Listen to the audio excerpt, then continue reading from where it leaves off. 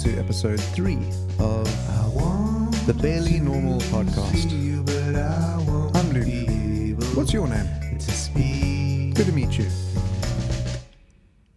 As the intro song probably gave you a little hint, my wonderful, lovely lady love is going away next week, and I'm gonna miss her terribly. And she's going to a place that I don't speak the language. She doesn't speak the language. She does, but not. She gets by. She is getting better. People compliment her on her accent. I'm really, really proud of her. Why is self-actualization so difficult? You know? People go to places all the time, all over the world. People do things all the time. People have been hiking up Everest, you know, since they've been trying. We as a species seem to try to do things that are difficult for us. Maybe it is within a species, well, not even a species, let's just say individual.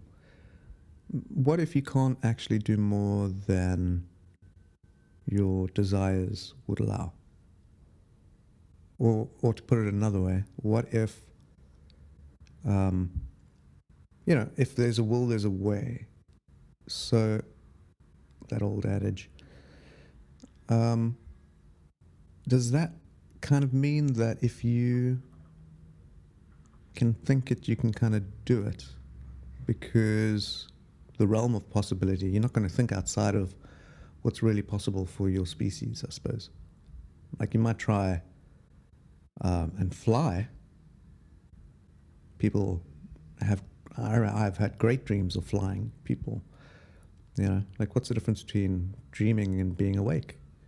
I suppose those people who can't discern often die, or break a bunch of bones and get taken to somewhere. Yeah, actually, on the topic of kind of mental health facilities, why is that such a scary thing, especially in our culture? I suppose because you can't see it.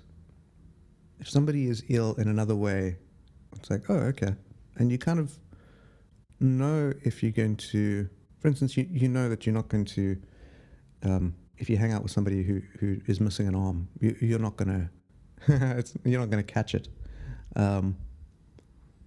Unless you might catch the behavior that led to the limb removal, maybe. Like if they enjoyed wrestling crocodiles or something, you know. Yeah. I suppose it goes back to that nice old thing. It's like if your friend jumped off a bridge, would you? You know, that great thing. It's like, well, I'd see where they land first. See if they came up. But we tend to, I think as a species, the resounding answer is yes. If, we have mirror neurons. We see, we do. That's how we learn. We imagine ourselves being inside their bodies that we're viewing and almost feeling how it feels to do the thing that they are doing, which is kind of amazing. I wonder if people with aphantasia, that sounds like a Disney thing, which is the ability or non-ability, I suppose, of they don't see things in pictures. They don't think in pictures or in kind of three-dimensional ways.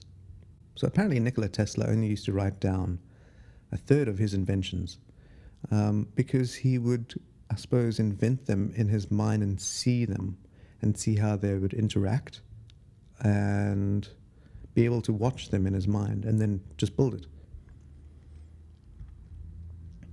Which people with aphantasia obviously can't do. But they do possess the kind of superpower of potentially, especially people who have suffered from this would feel it's a superpower, of being able to get over trauma quicker because they don't replay the incidents.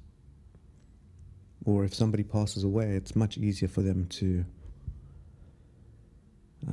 grieve and move on. Isn't that interesting? I thought it was very interesting. Can I have some more coffee? So this is episode 3, which means that if you're listening at this point, you actually have lots of control of where this podcast goes. So let me know what you think, what you really think, and what you would like me to do more of. Do you want me to speak about history? Do you want me to speak about... Also, let me just preface all of this with I don't know anything. I'm a very flawed person, just like everybody else. But yeah, I know some stuff, kind of. So you let me know what you want me to speak about. Where was I? Yeah, it's kind of amazing, this world we live in. We just wake up and we're here. Boom. What is your earliest memory? Try to think about it. How old were you? Just think, you had been around for that many years, whether you were 3 or 7, and everything before that you basically forgot. Maybe for good reason. But it made you who you are in many ways. It set up your safety zones, your comfort zones. It let you know what attachment should look like.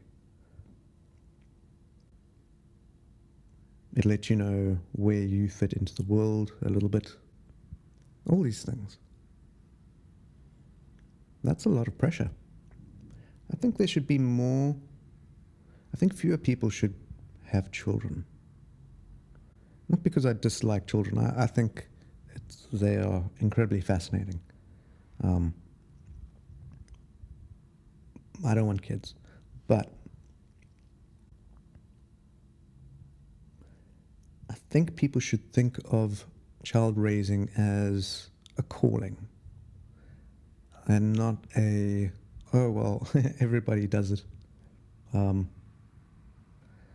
Because there's just such a cultural bias of you should. But then again, if you don't, for instance, myself, I am the first person in my entire lineage, going back all the way to single-celled organisms in my line, that won't have offspring.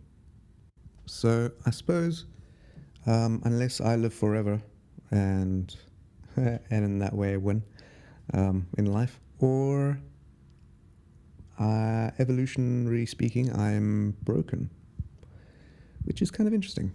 But maybe I'll affect this in this way. Okay, well, that's my cue to go away. Anyway, I hope you enjoyed this. I want to see you, but I won't be able to speak. Je ne comprends Away next week. la da da da.